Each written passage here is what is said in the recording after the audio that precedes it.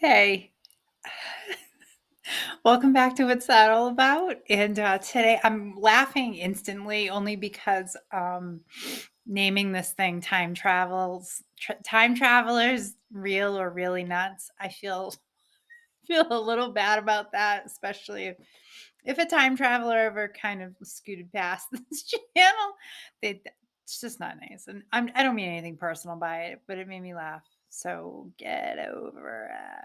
All right, what I'm going to first show you before I start into the some of the really totally insane yet you for your determination, I think it's a little nuts.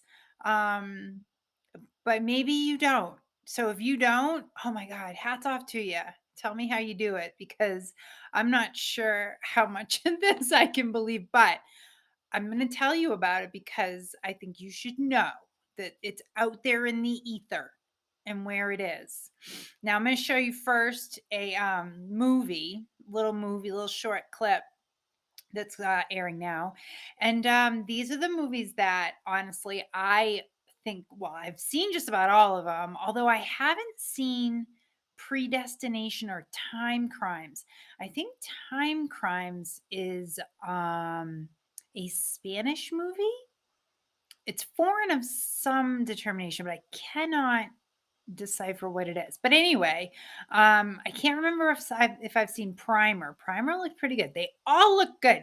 I've seen definitely Back to the Future. I don't know anybody who hasn't. Terminator crushed that so many times. 12 Monkeys, of course. Time Bandits, yeah, it creeped me out as a kid for some reason. I think perhaps because there were little people in it, and I hadn't seen many of those in my life to that point. And Looper, obviously, because I watch everything with Bruce Willis in it. Donnie Darko, Jake Gyllenhaal. Are you kidding me? Like I've missed any of his movies. Predestination with Ethan Hawke. Yum yum. And Bill and Ted. Anything Keanu touches turns to gold. So there you have it. All right, let's move on. Okay, guys. Honestly, deep breath. Walk with me through this, but I'm telling you right now, the first thing I'm going to tell you is kind of just a cool little tidbit because I thought it was actually a little trippy. So there's a 400-year-old painting that I'm showing you that's hanging in the National Gallery. Okay, now if you look at it, I think I even circled it in the picture, but it's called "The Portrait of a Boy" by Dutch master Ferdinand Bol. And it shows a young boy dressed in very fashionable for the times, sporting jacket and cape and white ruffled shirt with black boots. But when you look at the black boots, okay, one of them appears to have a Nike swoosh or I don't know what tag, I don't know, whatever the logo of the Nike shoe, doesn't it look like it's there? That's a little odd. Maybe the creator of those boots was a time traveler. Hmm? Hmm? Anybody's guess.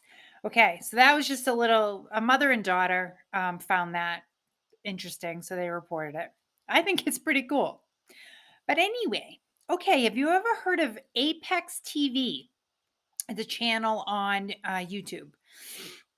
It's interesting. Started 6 years ago. Okay, so two guys, men. Okay, they call themselves Mike Williams, Young Mike, and Old Mike. Mm, okay, they claim to be the same person 25 years apart. You with me? Okay. All right. They show these tattoos that I'm showing you now as proof that they are the same person. Now, perhaps if you're looking closely, like I did, at this picture and the tattoo and where it's located and what the palms look like of each hand, you will see what I saw. But we'll talk about that in a moment. Um, they claim to be the same person from two different points in time, as they claim one comes, old Mike, they call him, comes from 2047. Quote, we are the same person, just 25 years apart. Okay, so their story goes as follows. A time traveler had claimed to have arrived back from the future after being fired from his job, where, until recently, he worked for a firm creating innovative technologies such as virtual reality, which he says will be popular in 2025. Now I know it's 2023 and sometimes we get ahead of ourselves, rarely, but isn't that kind of already popular with like video games and stuff? I mean, I could be wrong. I don't play video games, but I thought that there was virtual reality. Like they put that you put like those headsets on and you kind of feel like you're in the game or something. No? Yeah, maybe. Whatever. Okay. And when asked, he was with this company. Okay. He calls it a he refers to it as WorldCom company. It almost sounds like something with like Terminator, like Starlink or whatever they called it. And now I can't remember what it was called in the movie. Oh my God, that's awful. Probably Genesis or oh, anyway.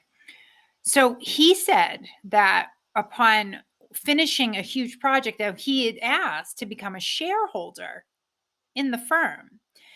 And as thanks for his inventions, such as this time machine that I'll tell you about, he was instead fired. Okay. Now, they gave him 10 days to vacate the company.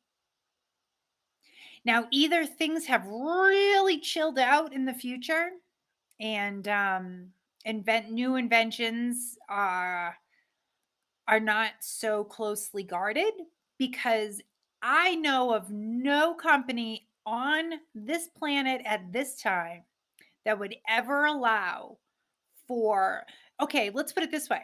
You work at Area 51, you're Bob Lazar. Okay, I've told you about Bob Lazar. He worked at Area 51. He worked on a alien disc that he called the sports model. Okay. They let him go.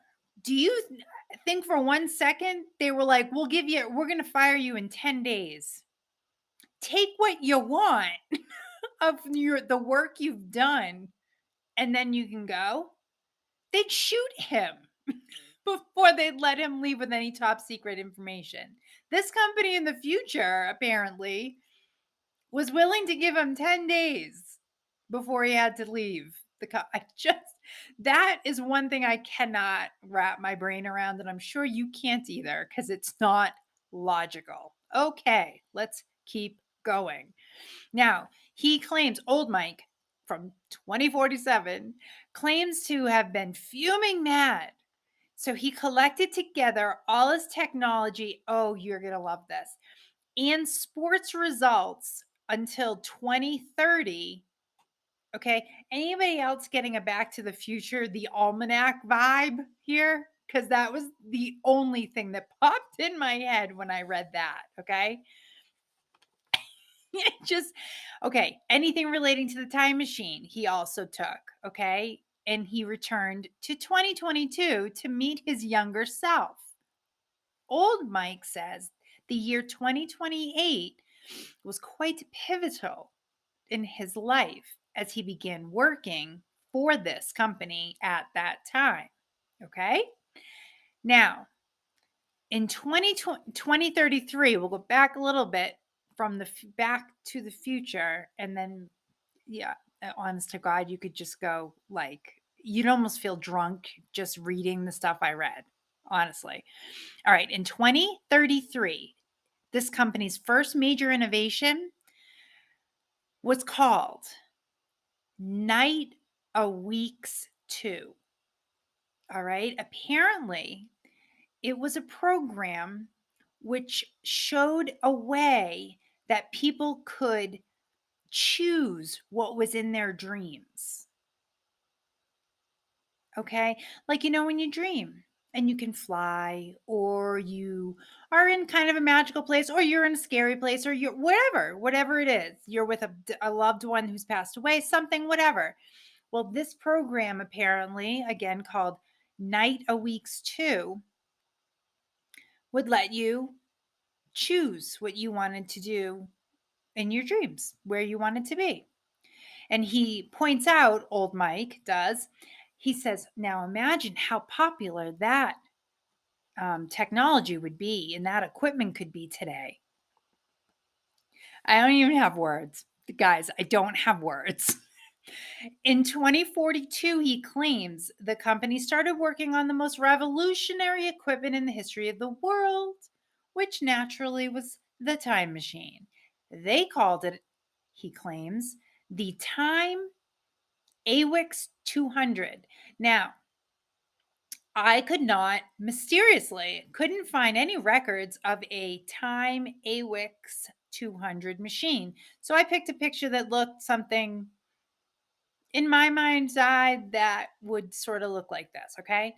Now, by 2045, the machine was able to send mice into the past. The future was inaccessible, according to old Mike. God, I feel like when I talk about old Mike, I feel like I've known him my whole life. Haven't we all known a storyteller like Mike? Okay, anyway. Then now, first of all, you got to remember something. I did not mention this. Young Mike ran the way young Mike and old Mike met. First of all, you're not supposed to meet yourself from everything you watch and everything you do. You're never supposed to interact. Those two paths are not supposed to cross. You always think cataclysmic things are going to happen. But anyway, old Mike was in a chair, an easy chair of young Mike's in his apartment. And upon young Mike walking into his apartment and seeing this version of him, not he didn't know it was a version of himself, but he sees this older guy sitting in his chair and he's like, "Who are you?" And he's like, "I'm you." And he's like, "How, what do you mean? Prove it." So he calls him by a nickname which he does not use in the video that I saw. And it's a nickname only his parents called him. Nobody, not his friends, not anybody else, just his parents. And then they had the tattoo thing. Good God in heaven. Okay. So they're sending mice to the past. The future's inaccessible. Okay. Then he claims on January 4th, 2047, after being fired, he decided to come back to 2022 and give all he had to the young version of himself and change his whole trajectory into the future. Old Mike added, when he used the time machine, he activated it to self destruct, meaning no one could follow him into the past. Uh-huh. However, my goodness, this will be a shock for everybody. None of the items that he took into the future made the trip. Somehow they did not break down and then reconstruct like our molecules would, I guess, if we were to time travel. So he had to start from scratch. And nowadays, oh, young Mike and old Mike are currently working on a new time machine and should be out shortly. They, of course, would not show pictures of the work in progress because they're afraid that their work would be patented by someone else, lurking eyes and such. Okay, so hopping back into 2023, okay, the science behind actual time travel is so complicated. I'm sure you already know that. And there's math associated with it that, honest to God, if I even tried to take a stab at it, you'd probably think I had the intellect of a carrot. All right. And I'm not willing to put myself through it. So I have found someone else out there in my research that made it sound and seem easier for me because I need honestly the 8-year-old version, like give it to me like I'm 8 kind of thing when it comes to math. Jesus, every time. So anyway, a professor, Ron Mallett, seen here, believes that he has found the equation to make time travel possible, even if it's highly unlikely to happen during his lifetime. Now, Professor Mallett, he's an astrophysicist, of course he is, who has spent his life researching time travel. And all he really wants to do is go back and visit his dead father. That's like the saddest thing I've ever heard. I guess his dad died unexpectedly and he didn't have a chance to say goodbye to him. Makes you sad. Now, he believes he has all the tools to, quote, bend the space time continuum. It sounds like a beginning of a Doctor Who episode. And with the help of a ring of rotating lasers forming a loop in time, he claims that this is possible. Now, there's a picture, and I'll show you in a second. But I mean, a lot of this also, he got the idea for a lot of it from H.G. Wells's novel, The Time Machine. It inspired like a whole life of his research. And then obviously, with the sudden passing of his dad, it just like catapulted him in to really going all in. Now, as it turns out, black holes can create a gravitational field that could lead to the creation of time loops that could allow us to go back in time. Okay. Mallet would like to create, and I quote this, intense and continuous, yeah, that's right, intense and continuous rotating beam of light that can create gravity. Now, I put a picture of what I envisioned it to look like. Now, unfortunately, he said he would need galactic amounts of energy and didn't know how big this time machine would need to be. And he also is not sure, or, he has the idea and he knows it can be done. He just doesn't know how to really execute. Okay. So he said, but he figured it out. And in theory, it is possible. So that is all legitimate to me. See, that all makes sense. There's some speculation, there's some hope, but there's some reality. That's very important. So I don't know. What do you think? Do you believe in time travel? I don't know. I don't know. I believe in other dimensions. Okay. I'm putting up a picture of what I believe. Okay. I believe in other dimensions that are parallel to ours and are at times crossed into our own due to gravitational anomalies in ever changing atmospheres of space time. I wrote that. That came out of my little pea brain, but that's just me. So I definitely think Mike's full of shit, whichever one you want to pick, old or young. I think they're full of shit. But until next time, I hope you are staying happy and healthy. Stay weird. Especially tune into your weird for this episode. And take care. Bye.